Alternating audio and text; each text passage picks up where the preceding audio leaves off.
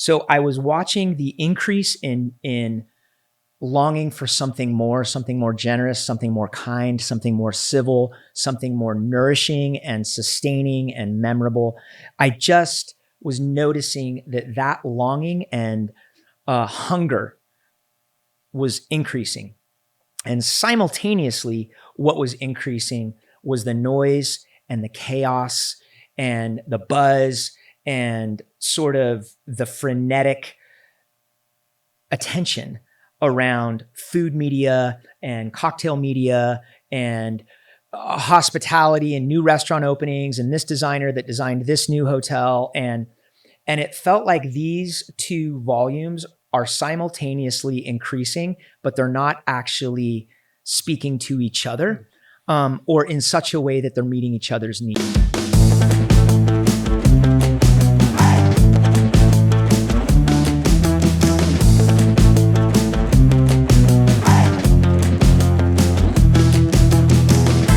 Welcome, Steve. Thanks, man. To the podcast. Thank you. Finally, we got you in. We've been talking about this for a while. Yeah.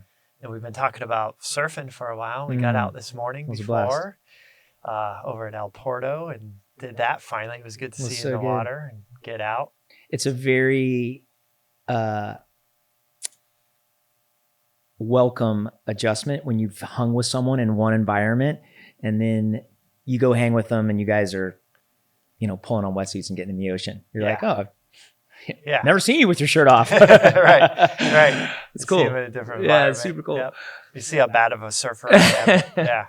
Yeah. No, but that was a lot of fun. And I hear you. And we've connected a few times out of the office. In nature like that. I think it's important to get to, see how everybody responds, outside of the office environment. And we've kind of talked about it before too. Everybody's got these, I don't know if I'd call it walls, but like, putting up this picture of how you want everybody to see you and stuff. And it's nice to have these different environments. Like that stuff just has to come down. Like, when I'm pulling my wetsuit off at the public shower, like I am who I am. Yeah. It's like, totally waiting in line to get in the shower in the parking lot surfing. Absolutely. And just being out in the water. One thing I do like about surfing though, too, is just it humbles you. Even today, it was small surf, but some of the waves come in. It's like, whoa, what happened? And like you realize you're not in control anymore. Totally. But is that one of your releases, surfing? You like it's probably my, I would say surfing and music are my two longest releases that feel like cellular. I grew up in Santa Cruz, which is a surf community, and surfing, it isn't necessarily like a hobby or a special occasion. It's more of like it's a way of life. It's a routine. It's part of your natural cadence if you're a water family or if you're an ocean person. So in Santa Cruz, surfing is more like going to the grocery store. It's what you do on the way to your next thing. I've got a meeting. I'll go surf for an hour or two.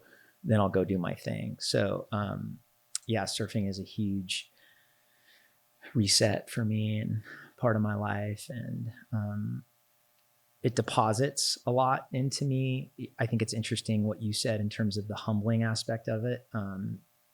You're a CEO, you're a founder. And a lot of times the environments that we're in, the roles that we play make us feel a certain thing.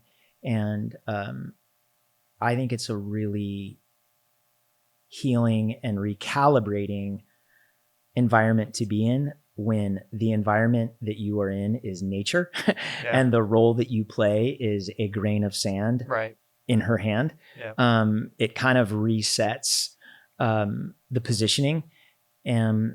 But the cool thing about it is that it's playful and you get to actually ride on nature's back while she's moving. So it's this crazy thing where you are struck with the size and power differential, but there's a benevolence and an accessibility and a warmth to it. Like if you had, your favorite uncle just happened to be a giant and can throw you on his shoulders. That's kind of what surfing feels like, is you feel small, but you also can be, it's so fun, you know? I haven't thought about it that way. It's interesting. I think a lot of people are getting removed from nature and it's so easy for humans to say we're in control, we control the planet and all this, and then it just takes you to go out, try to go swim in not even big surf, 4 to 6 foot waves, and you realize like we're not in control here. We're not in control. We haven't talked about this yet, and this is a total rabbit trail. But there's a guy out of Cambridge, a Cambridge fellow named Ian McGilchrist, and he wrote a book called The Master and His Emissary. And he's a student and I would say at this point an expert, although sages never usually use the term expert to describe themselves because they're lifelong students of hemispheres. And what he basically posits in his work is that the way that humans are designed is the right hemisphere is meant to be the master, which is where all of the comprehension happens. It's the it's the silent part. It's the part where you connect the dots and you comprehend and you experience and you feel things in that liminal space between the spiritual and the natural and the ethereal and the existential and the incarnated. And the left side is the side that grabs, that apprehends, that controls. All of this to say, one of the fascinating things he says, he has a lecture that he calls the meta crisis. And he says, I have very little concern about humans' propensity to make machines become more like humans. What actually concerns me is humans becoming more like machines, and where the parts of us that comprehend, that are fluid, that feel something mysterious and almost nonverbal when we sit in an ocean, or when we go to a concert and can hear 200,000 people singing, or when we have a meal and something is happening by the combination of the flavors hitting our palate and the conversation hitting our, like the part that makes us distinctly human, that is actually the right hemisphere. And his concern, this is a long way of echoing your point, which is, we have so few experiences that remind us that we are not in control. His concern is that humans are becoming more machine-like. Yeah. And so it's fun, like that. I just used a whole bunch of words. A child could understand, go surf and you will reset the order of what should be the master and what should be the emissary. But he really says we get into a meta crisis when the left side or the grabby side or the machine side of our brains, which says, extend your right hand and grab that thing, when that side becomes the master and the right side or the heart or the intuitive side, that becomes the emissary. We're the right sized priority or hierarchy of those things is the right side's the master, left side, the emissary. Yeah. It's a long digression. I agree. Surfing's good for the soul. No, I like it. But I not to go down the rabbit hole, but AI, I've been thinking about that a lot and how that's coming in. And I just recently, I thought it was going to take over, and I think I'm on the same point of what you're making there about humans and the creativity that humans have. AI, from what I've seen so far, hasn't been able to mimic that. And there is something unique about humans and just this other side of our brain, not the analytical, that you can't just get from the analytical. It's the spiritual side, emotional side, heart side that computers aren't going to be able to mimic at some point. And I've been thinking that through. I don't think it's a data set, and you are miles beyond me in terms of tech knowledge and AI capability, where it's headed, where it's going. So I am the absolute wrong guy to make any commentary on it. What I will say is I have a hard time believing that there is an algorithm that can teach you that person crying probably needs a hug. That person crying, you should probably give them space. That person looks hungry. You should offer them some food. That person looks scared. You should reassure. Like I think some of these things, I don't know that AI or data sets can teach empathy or emotional intelligence or curiosity. I just think wisdom and knowledge are different. And I hear you. So I mean, that relates back to your experience and your career in the hospitality industry. So, tell us about who you are. And let's start with who you are and what do you do? What does Steve do? How would you explain Okay. yourself? Yeah. I will not, I won't do the deep dive into psychobabble and separate who I am with what I do, but obviously they're not the same thing. I'll start with what I do. What I do is I'm an entrepreneur and I've been in the hospitality, quote unquote, industry. As we talk more, you'll hear that I don't love to use the word hospitality industry because I think hospitality is a virtue. And there's no such thing as like the kindness industry or the generosity industry. But anyway, for simplicity's sake, I'm an entrepreneur. I'm a founder. I've been in hospitality for 36 years. And I own a company called Hospitality Collaborative, and we do special events. So I own a catering company called Room 40, and I own a bar catering company called Pharmacy. And those catering companies cater special events for politicians and dignitaries and corporate companies and thousands of weddings, and just an event that would require or call for like a level of attention to detail in the food and the beverage and especially in the service. So those are catering companies, and we own a couple of event venues. One of those is the Fig House, and that's in Los Angeles. One is called the Harper, and that's in Orange County. And our catering companies cater at those venues and then cater at other venues like your house or, a museum or a warehouse or. Okay. So that's what I do. So how did you get into that too? I grew up in a hosting home. I grew up in a home that my mom really liked to make everything nice, and she paid acute attention to detail. So I grew up in a home that had dishes for every season. And that was all I knew. I knew that when fall came, we put one set of dishes away and we got out another set of dishes. And whether we were doing a fancy dinner or we were doing a barbecue, if we had barbecue at my house, we didn't put a bottle of ketchup on the table. We put ketchup in a ramekin, which is like a fancy little bowl, on a saucer with a demi spoon, which is like a little miniature teaspoon. And then we would put it on the table. And we would do that if it was just the four of us, me and my sister and my parents, or if we were entertaining. And that was really from your mom? That was from my mom. Yeah, did absolutely. She have a background in She didn't have a background in cooking outside of growing up with a mother who did a lot of cooking. Growing up in that generation where if you wanted a pie, you got out the flour and at the time, the Crisco, and rolled out a pie crust. So my mom grew up in an era where everything that you ate, you made, which I think was pretty common for middle-class families. Like eating out was a luxury. It was something that you would do very occasionally. So my mom cooked basically most meals. Going out was like a real special occasion.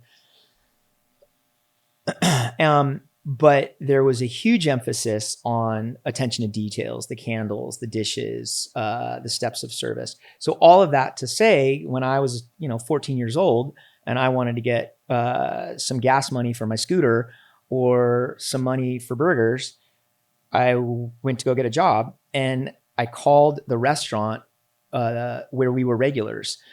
Which was a funny twist because that was the first sort of job that I had interviewed for. And he knew me and my family as regulars that came to dinner. And so I called him and I said, "Hey, can I bus tables there?"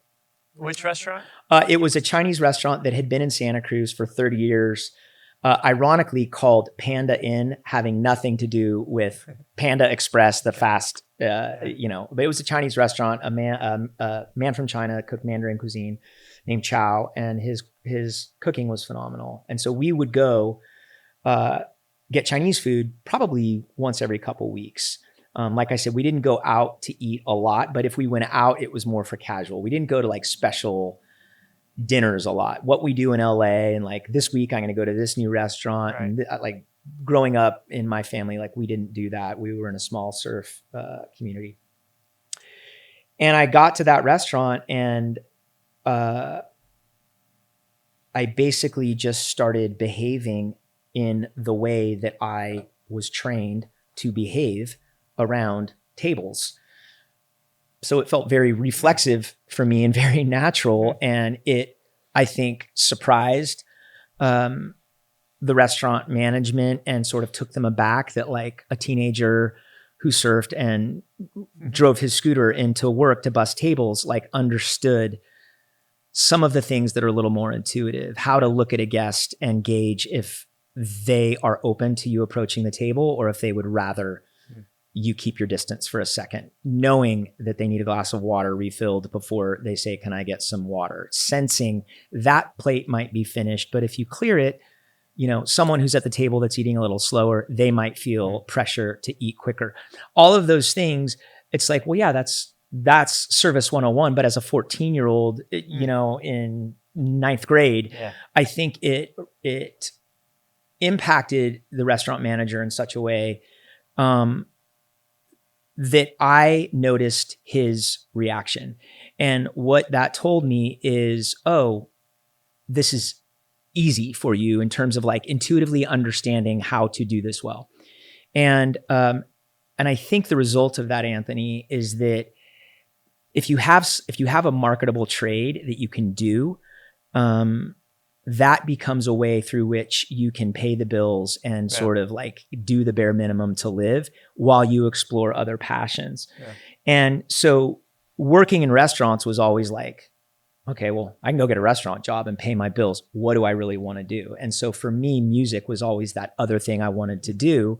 And I just kept getting restaurant jobs and they kept saying, do you want to manage? Do you want to work for corporate? And I was like, no, I'm just doing this to pay the bills.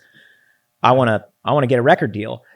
And what I didn't expect happening was a guy in the music industry who I wanted to sign me. We became friends. And he came to me after like 2 years of friendship. And I thought the big announcement of like, I've listened to your songs. We've done relationship. I know who you are. I'm ready to sign you. And he came and he said, can I tell you something? I said, yeah. He said, I think you should open a restaurant. And I was totally insulted.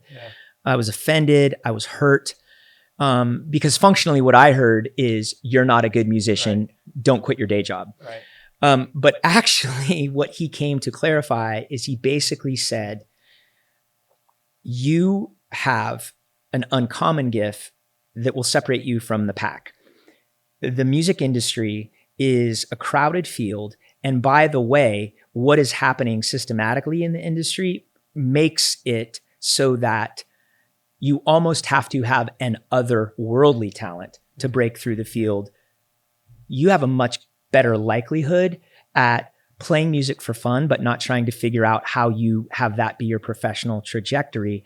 You actually have something that I think you could break through the field in this area. And I don't know if you've ever had that experience where you feel like you're just knocking on doors and all you have to show for it is bloody knuckles and you're just frustrated and you can't tell if you are being resilient or if you're being foolish and you don't get an answer. So you just keep knocking and finally life just turns you around and you like press on a door and it just flies open. And basically that's kind of what happened is I was like, I'm trying to be a musician. I can do like this world and these habits and these instincts, they come so naturally to me. And I kind of quit running from it and I embraced it and doors just started opening. When was this before college? No, shortly after college. So where did you go to college? Just Pepperdine. Okay. So you're here in LA, pursuing the music career. What did you study in college? I studied public relations. So I grew up in Santa Cruz, moved to Malibu when I was 18, Malibu is a very funny place to go to school because you could very quickly forget the difference in state, right? Because you're in proximity with, you're sitting on the beach or you're sitting in the cafe in your sandals and t-shirt next to a titan in entertainment who's also sitting there eating the same sandwich in similar sandals and a t-shirt. And you feel like, yeah, we're doing it. But you're a 17-year-old college student and they're a 34-year-old established, professional. So Malibu's a funny place to go to school. And I left not really knowing what I wanted to do, graduated, was still in a place of professional confusion. So I started working in restaurants, because I could get a job. Cool. And was doing the music thing. And then, so you had this idea, you should start a restaurant. When did that become a reality then? Did you have to work for a bit, save up money? How did that come about? I was working for a big fine dining conglomerate, the Patina Group, which I know you know. I was working at one of the restaurants. I was tending bar, and I decided I think I'm going to open a restaurant. And so I started doing pop-ups so long ago that we didn't actually use that word. We were actually embarrassed. It was before pop-ups had like become cool and like a thing. Yeah. So at the time, we were doing these dinner parties in warehouses and backyards and retail stores, not because it was cool, but because that was all we had available to us. And we thought, well, I know it's a little embarrassing having a fine dining meal outside of a white tablecloth restaurant, but that's what we can do. Yeah. We had no idea that people were going to absolutely love it and say, oh my God, this is amazing. I wish we would have had you for my 40th birthday or my daughter's wedding or whatever. And obviously, you know, what was happening is there was something happening in the collective consciousness that said, I love the attention to detail and the excellence and the flavor profiles, but I just want to have a little more fun. The white tablecloth rigidity seems a little formal. And so people, not just with us, but collectively, it's sort of when that pop-up movement was taking off. This was back in 2007 that we did our first pop-ups. Okay. So we were partnering with winemakers and saying, hey, I know these winemaker dinners that you come down to LA and do in restaurants, they kind of are more a service to the restaurant. Come into one of our dinners and you can sign all these people up as wine club members. And so we were getting a lot of critically acclaimed winemakers. People would come to the dinners. They would hire us to cater their events. And that's kind of how we started. And then it just took off. Yeah, parlayed. So basically from that point on, then were you running your own business, working for yourself? Yes. Then? Okay. Yeah. Great. In the, in this industry. What was your goal at that point? Did you see it? What did you want to do? Did you have a set goal? Where did you want it to go? I think my stated goal was that something inside recognized a crisis or an injustice. And I'm an emotional guy that loves impact, so I use big words. So maybe crisis and injustice are hyperbolic. But something deep inside me was watching this increased craving for connection and memories and something meaningful on like a human level at the table. I saw that rapidly increasing, like almost as if the magic that we have found throughout the ages at the table was subtly evaporating. Yeah. And I felt like the craving for what the table is meant to be. And when I use the word table, I'm not actually speaking to a format. I'm speaking to an energetic place between people. You know, I'm using the table as a metaphor for encounters. Yeah. So I was watching the increase in longing for something more generous, something more kind, something more civil, something more nourishing and sustaining and memorable. I just was noticing that longing and hunger was increasing.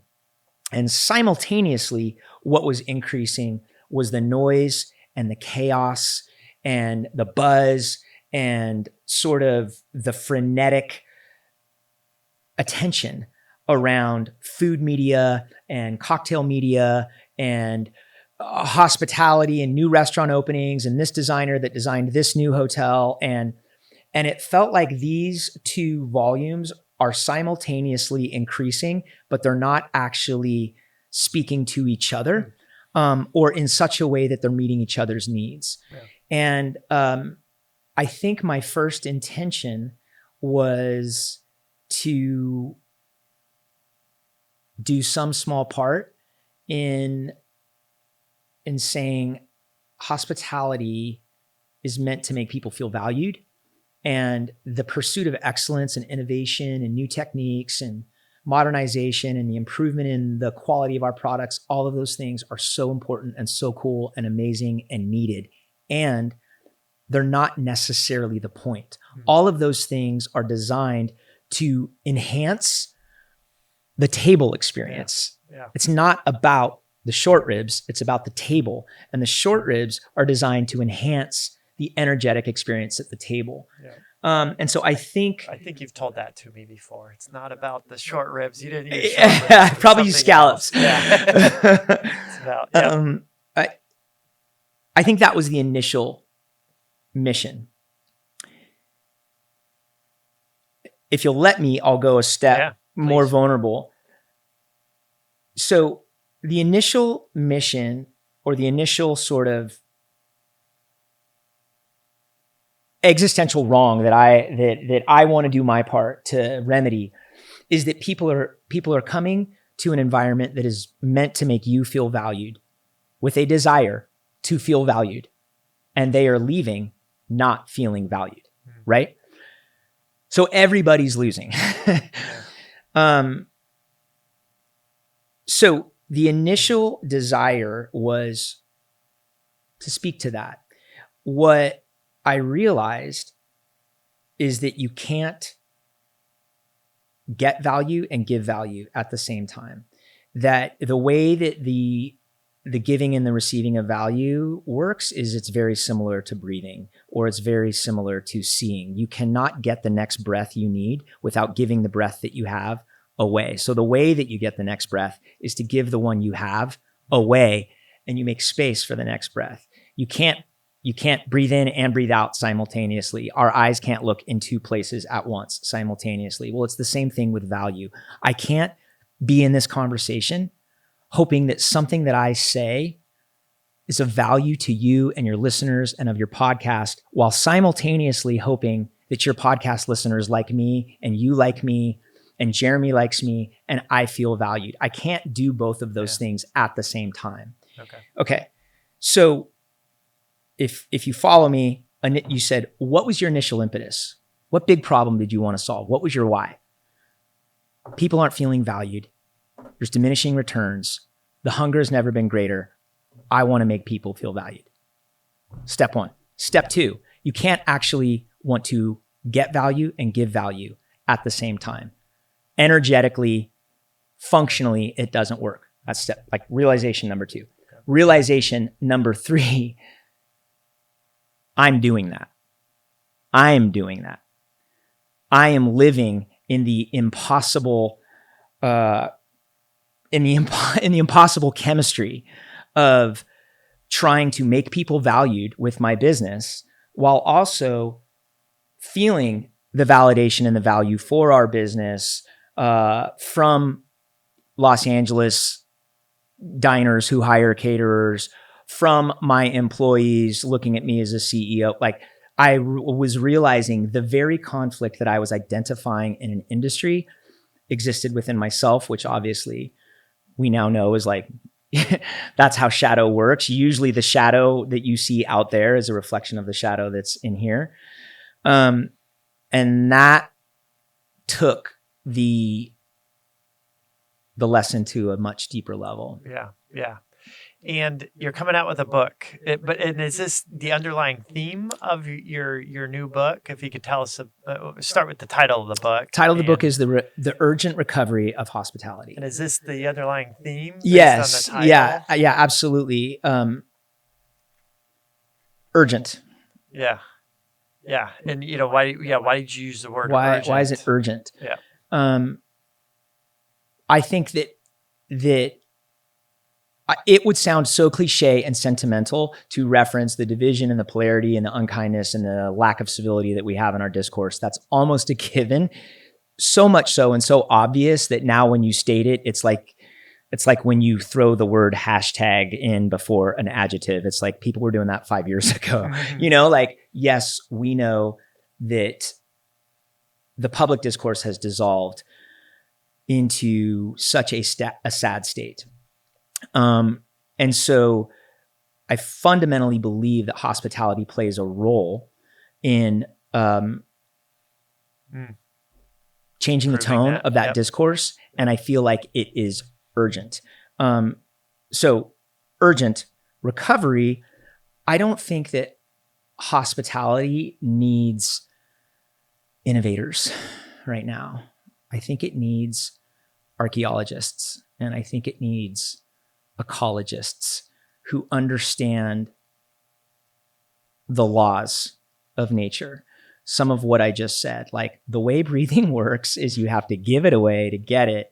I think what hospitality needs right now is some people that go excavating for like what this was always meant to be about, who bring along the innovations and the best practices and the developments and the modern tools that the latest season has handed hospitality, but to actually recover what it was always meant to be, which was a way of being generous with others. Yeah. And it was a social norm that you applied that generosity to strangers, to travelers, of course, to friends and family and loved ones, and community members and colleagues, and even foes. I mean, how many times do we hear about arch enemy generals sitting down on neutral ground, with their cupbearers and bodyguards and trying to at first have a negotiation before their armies went to war over a meal. And that's your subtitle is how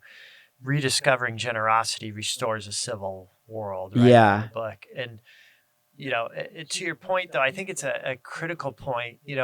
The media, I think today makes it sound like everybody's fighting. And if you're Republican, you can't have Democratic friends and everybody's like at each other's throats. But I don't know. In reality, and my mind is opening up more and more about it as I tune out the media more and more. It's like, even if you differ on views, you still sit down, have a meal together, you still help your neighbors, and everybody I interact with is still very civil.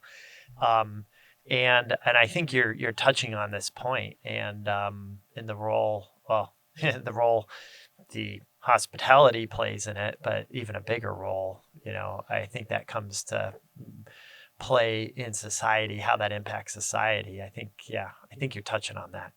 Two stories that are coming to mind as you're saying that.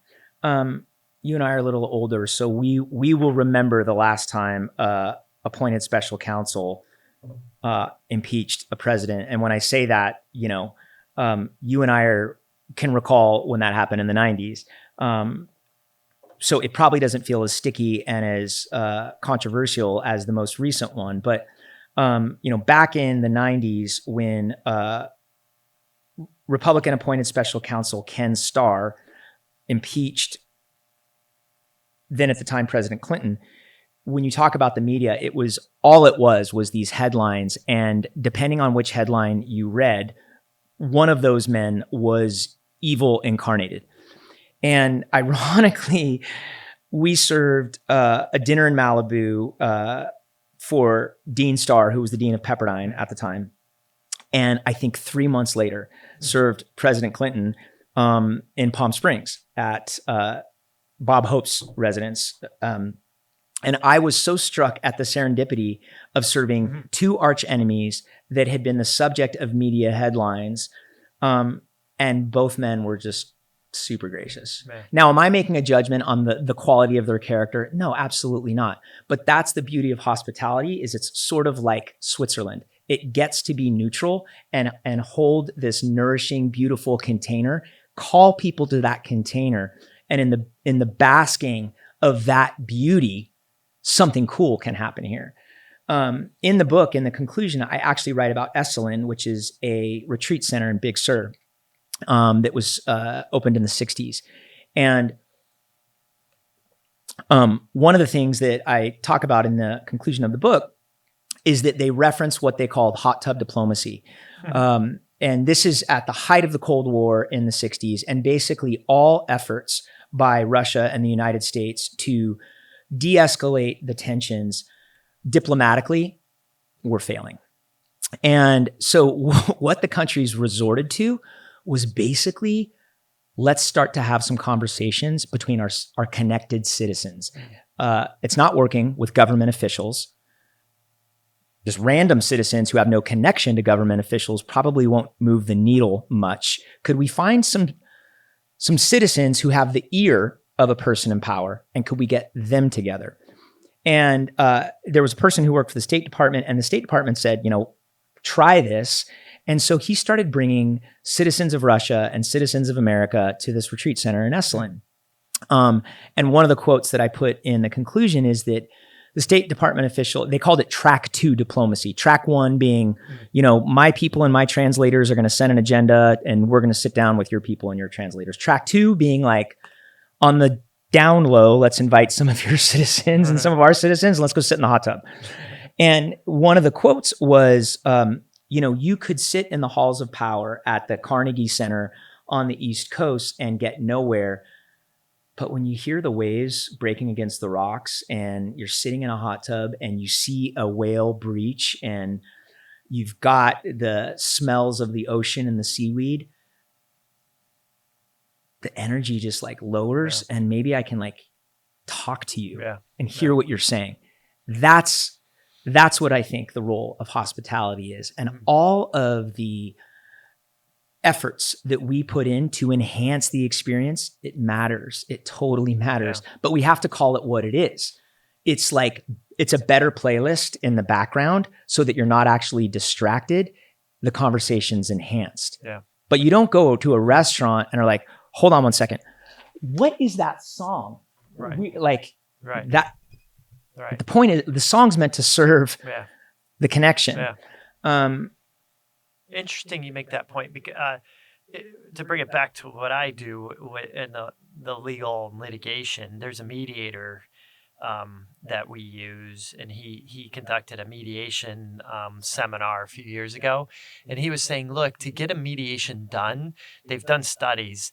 The best practice is, if, say, I hosted a mediation here in my office, and I was bringing opposing counsel and a plaintiff attorney suing my client, an employer, and we're going to host them here at the office. Your instinct is to stick them in the tiniest, crappiest office you got, put them in there all day, give them some water, don't feed them. But the studies have shown you give them the biggest office, you give them catered lunch, bring in food, make them feel like they've got the best of everything, and it's more likely to get a resolution when you do that with them versus putting them in the small room and not catering to them. And it's going to, I'll show them, that mentality comes into play. But the opposite actually gets better results. And so this mediator talks about it. But I think it's kind of similar to this track 2 discussions that you mentioned with it's similar diplomacy. To the track 2, and as you've heard me reference several times, and is basically what the whole framework that I talk about in the book is, you've literally just mapped out circumstantially the framework that I posit. Basically what I introduce is that there are energetic cycles that are created based on how we show up. So what you just described is a virtuous cycle. And it's not about altruism. You're not actually doing this because Anthony Zaller is a really good guy. Right. And he's an attorney, but he's got a great heart and he's kind of a teddy bear. No, this isn't about altruism. It's about the best result. It's getting the best result. Yeah. It's actually strategic. Yeah. And so what you are doing is you're like, I am going to make my opponent, my client, my teammate, whatever, I am going to leverage what I do to make them feel valued. And in feeling valued, what you are recognizing is that when someone feels valued, they ask different questions. They start asking, well, what could I contribute?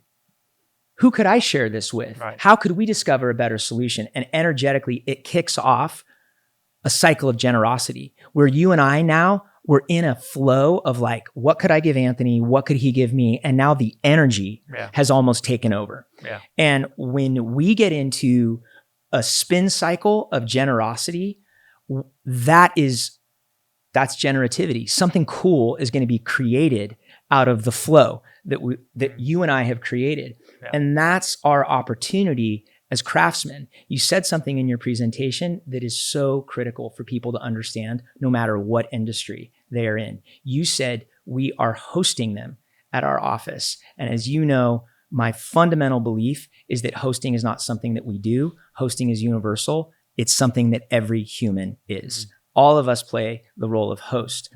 Hosting has nothing to do with an intention. It is literally the place between someone who offers something and someone who receives it. So if my 12-year-old son has another kid over for a play date, he's hosting them. The Uber driver that you get in the car with, the barista that makes your latte, the attorney that takes your intake form or that meets with your opposing counsel or that is hosting. The question That's is a key concept. The question isn't, am I a host? The question is, what intention am I extending when I host?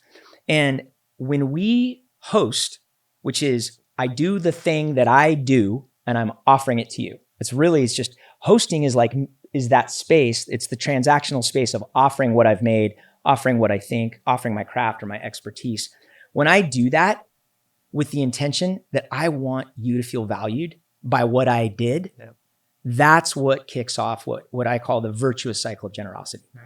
And that can be with opposing counsel. That can be with a mediator. That can be with a jerk parent that's also on the PTA board. That can be with your assistant coach. That can be with your employer or with your employee. Whatever you have prepared, whatever you have created, your craftsmanship, your expertise, the moment you are offering that to someone else, you're hosting them. Yeah. If you set your intention for them to feel valued by what you've offered them, you are going to kick off a really cool cycle. We would call it a virtuous cycle of generosity. Yep. And that's where rad stuff just happens. Yep. Because it's a generativity. You're creating energy, a new idea, a new concept, a compromise that maybe you didn't see, a solution, that a third way that just did not present itself. The energy created when you and I are in that flow opens cool doors. Conversely, your opposing counsel or your mediator comes in, I'm going to put him in the corner office. Okay. You are essentially leveraging your craftsmanship, or you're leveraging what you have, which in this moment is the real estate, the office, the parking structure, the body of evidence, you are leveraging what you have in a way to prove your value. I'm going to put you in the corner office because we are a badass firm and we're going to wipe the floor with your faces and your perspectives. So sit there and wait for us. Okay. When we take that, and obviously I, once again, as a hyperbolic communicator, have used a very aggressive language that might not be in your heart when you're getting the point through. The mediator comes through the doors. But when we are no, I'm going to prove I'm valuable, that kicks off an opposite cycle. And we call that the vicious cycle of entitlement.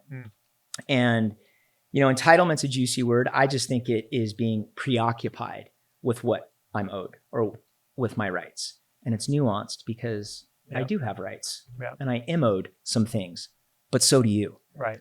And if my rights so block my ability to see your rights, I'm now in that place of entitlement. And as a result, civility between us has been totally broken down because I can't see you. All I can see is me and what I need. Right.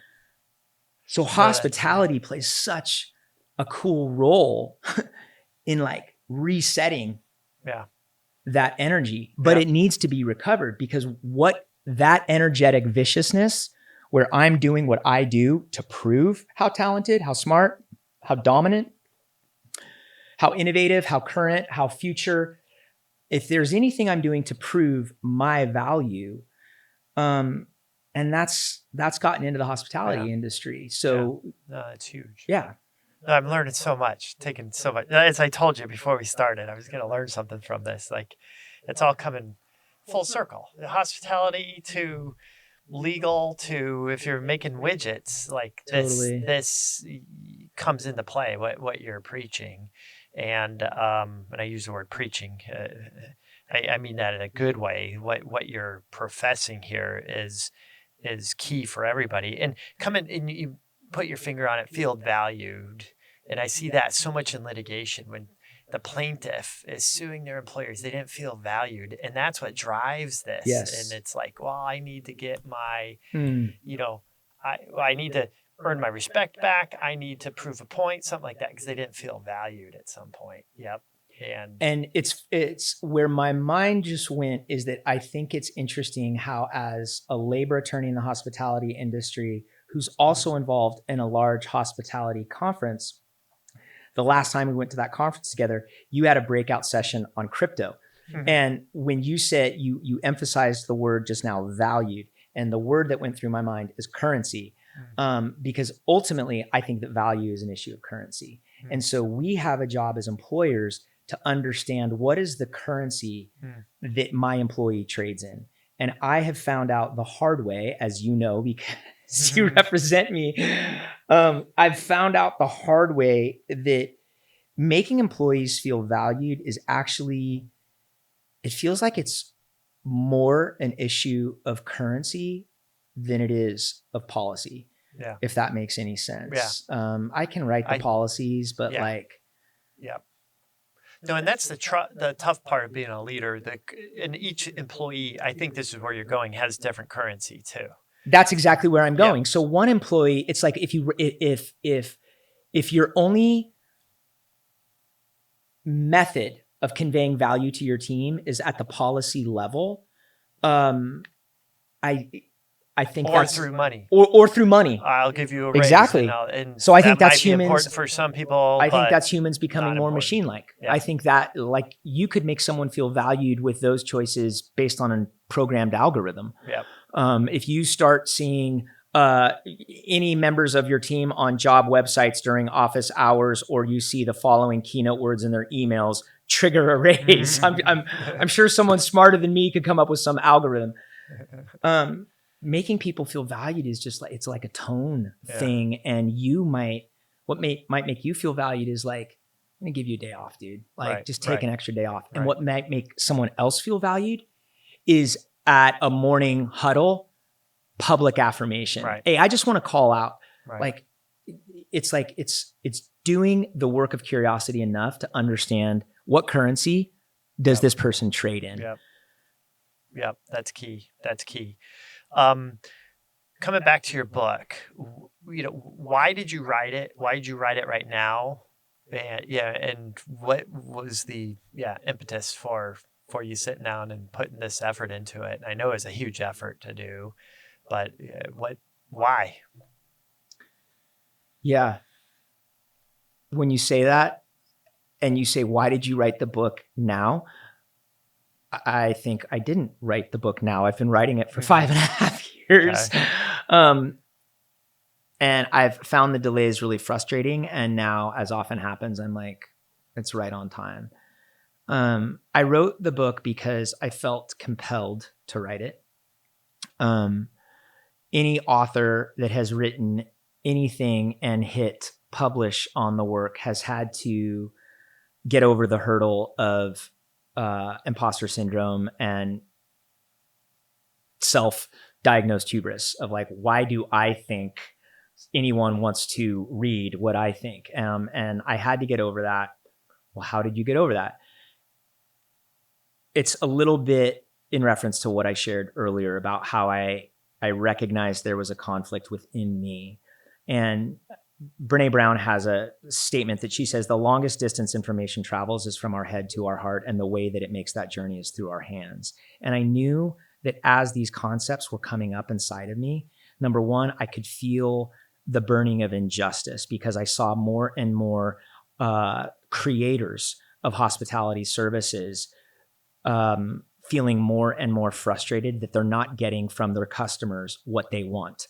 And I saw from more and more customers that they are not getting from the creators what they want. And I saw this like lack of contentment in the transactional space between creator and consumer in hospitality environments. Obviously, I'm speaking generally, and there are hundreds of exceptions to the rule where people go to the hospitality industry and are blown away.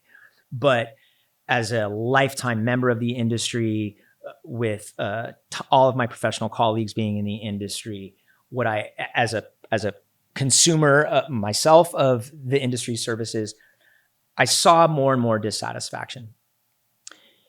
But I think on a deeper level, man, I also felt the impossibility of that conflict in myself. And when I identified what I would just call misalignment, which is a gap between my intentions and my actions, when I saw that gap and realized that the very gap that you are calling out existentially exists in you, I felt like the only way to reconcile or to align the chiropractic adjustment where what I see and what I believe is aligned with how I show up in the world, the book felt like a very important step in really rooting those ideas inside of me. And I felt like there is no way I can start to talk about these ideas until I'm starting to live them. So that's why I wrote the book. Why I'm excited about the book coming out now is I feel like, the subtitle, which you read, which is How Rediscovering Generosity Restores a Civil World. I feel like civility and the need for a restoration of civility, and at least us having enough civility that we can have dialogue and discourse and healthy debate. I feel like people are talking about that. And so many people feel this sense of like, well, what can I do? We're all so divided. What can I do? What can I do? And I'm like, you know what? The institution that people have the most hope for and the most faith for is the institution of the home. You can leverage your institution to bridge the divide, because our feeling towards the institutions of media and schools and governments and courthouses and universities, the trust for those institutions has plummeted. And we no longer listen to information and trust that it's true based on the source. Our faith in institutions is plummeting. Well, the home is an institution. Marriage is an institution. Families are an institution. The table is the artifact of one of the oldest institutions in mankind. So when you feel that sense of existential futility, there's nothing I can do to bridge this existential civil breakdown of discord. Like, yeah, there is. The most hopeful institution for our societies right now are our homes. And I think it's why when you say podcasts are the way of the future, it's taking off, nobody watches TV, is because people can realize the authenticity present or vacant in a conversation. People can identify, this is an agenda. This is a news-backed, conglomerate-backed agenda, and there's an absence of authenticity to that. And people can tell when humans are having an authentic conversation, right? So these institutions that are much simpler, that are much more authentic, they are the hope. So I think, you can hear, I can hear the energy in my voice. You can hear I'm getting excited, awesome. But that's the urgency. It's like, as you watch like what's happening with this country and this country, it's like, what the hell can I do? And, this nation's impact on the planet, and these people saying that's a joke, there's no impact on the planet, and these people saying the planet's crossed a threshold that it can never come back. Like, when all of this stuff is happening, it's like, what the hell can I do about it? You know what? You can mine into what you have that is already yours. And if what is already yours is Friday nights are burgers and Bud Light, like, you can mine into that and be like, let's have some friends over that are not necessarily a community echo chamber that see everything the way I see it. But connect with my neighbors. Let me connect with my neighbors, or let me connect with that teacher or that opponent on my kid's football team. Like, that's what you can do. And I think so much of our hospitality content, the moment you have that desire, the next thing you're going to do is be on blogs and websites figuring out how to cook the world's best burger, and if you should use ground American style Wagyu, and what cheese you should use, and how you make your own burger sauce. And that's not the point. It's great. And when your neighbor comes and they can tell there's some thought and intentionality that's been put into the burger. It's the effort and the thought and the intentionality that will speak to them more than the flavor of the relish. Yeah. And that you happen to use a small batch cucumber pickle and that relish blew my mind. They're going to forget about how the relish tasted and whether or not the bun was brioche or not. Like, yeah. Does that make sense? Yeah. No, right on. There's a lot there to unpack. Sorry. No, it's good. No, it's awesome. We could go on for a long time on those. And I like the point, like, the world seems so complicated, all these issues so complicated, but like to your point, like what can you do? Like simplify it, bring it back. And and I love the point you just ended on. It's not about the type of relish you're doing, how well it tastes, or did you put some thought into this? And that's what people are looking for. It's like, hey, that was really, really nice, and nobody's done that for me, invited me over and put some thought into, instead of ordering some fast food, actually took some time out of their day to think about a menu, put this together, even if it didn't taste good. Like, nobody's done that for me before. No one's done that for me. The last 6 Absolutely, months. man. Yeah. With almost 40 years in one industry, one of the things that my wife, Nicole, she's obviously grateful for this industry and appreciates being adjacent to it. The downside is that we oftentimes don't get invited over to dinner because people are afraid that I am scrutinizing their cooking. And it's always so tragic because where we are coming from is we feel so grateful for the time that was spent preparing for us, and the mechanism that scrutinizes or criticizes. And that's probably because I've learned now about these energetic flows. Now I'm like, oh my God, you put in this effort to make us feel valued. Yeah. Do I have a momentary preference on flavor profiles? Of course. But what is lasting is that, like, dude, Anthony left work early and has been here over his barbecue because he wanted to make us feel cared for. Yeah. That's cool. That's a good point. I didn't want to cut you off. Another point on that. I'll stop. Okay. It's good. It's good stuff. For the book, who do you think would get value out of reading the book? And I know we've talked a lot about, and I've got an opinion on it, but I wanted to hear it from you. Like, who is this really targeted to? The book is targeted, I would say, first and foremost, to people who are reflective, because I do not want to presume that I've come up with a framework that is some snake oil offering of do this and guaranteed outcome ... What I have recognized after a lifetime of serving people in a certain setting, because there's something that happens when you are serving strangers for almost 40 years. You start to have these encounters with people at a different proximity than your community members, your partners, your family members, the people you go to school with. So I think what I've tried to do is I've tried to identify some things and identify some habits and some small things you can do to start create awareness.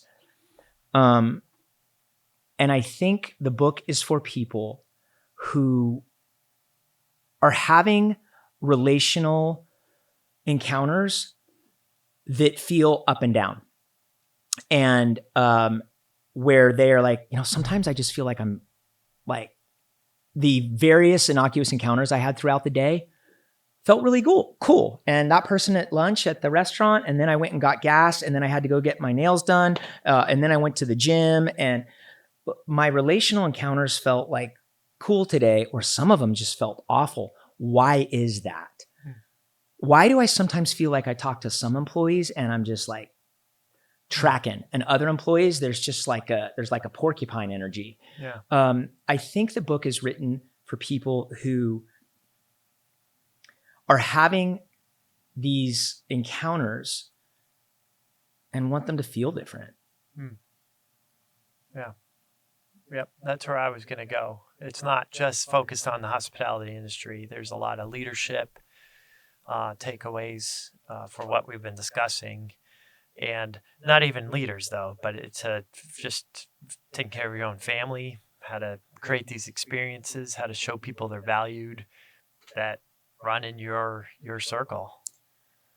Absolutely. If I wish for every time we see the word hospitality, we could just say making people valued. Mm-hmm. So the title of the book could be The Urgent Recovery of Making People Feel Valued.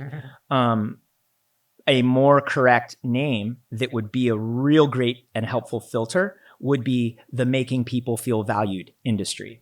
Because if that was the filter, anything that happened that didn't make people feel valued would be identified as a dissonant sound in that industry. Yeah. So when you say, who is this book written for? I would say people who either aren't feeling valued and want to, or who want to do a better job making people feel valued.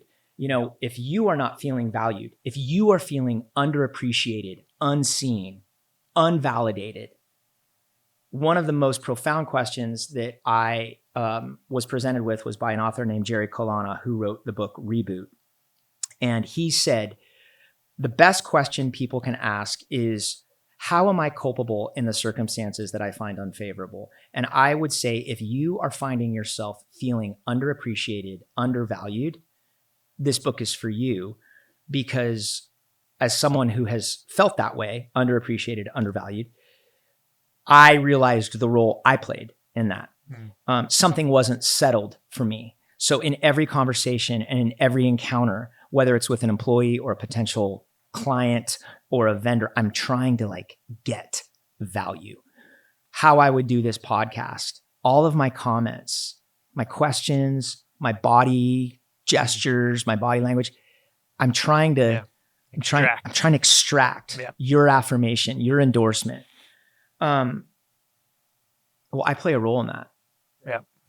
Yeah. And if every podcast that I'm on, I'm leaving going, I didn't really feel valued or appreciated.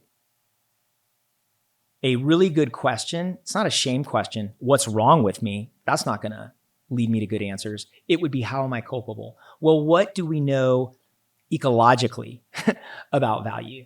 And that's why I see myself more inspired by ecology than necessarily hospitality, because there are rules and norms in how nature works that if we apply them in these other situations, so I would say the book, if you don't feel valued, the book is for you. If you're trying to make someone feel valued, the book is for you. Hospitality is a virtue that transcends industry. Yeah.